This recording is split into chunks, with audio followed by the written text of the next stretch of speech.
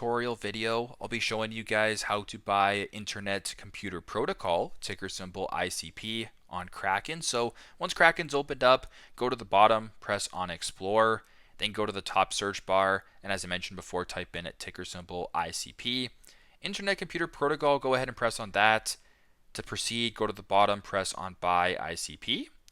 On this page, type in the amount of ICP you're looking to buy. So if you wanted $20 for an example, I'll type in that. To proceed, press on the purple arrow on the right-hand side.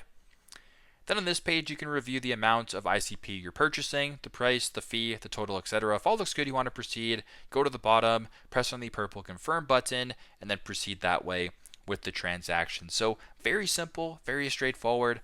This is how to buy Internet Computer Protocol, ticker symbol ICP, on Kraken. Thanks again for watching, and I hope this video helps.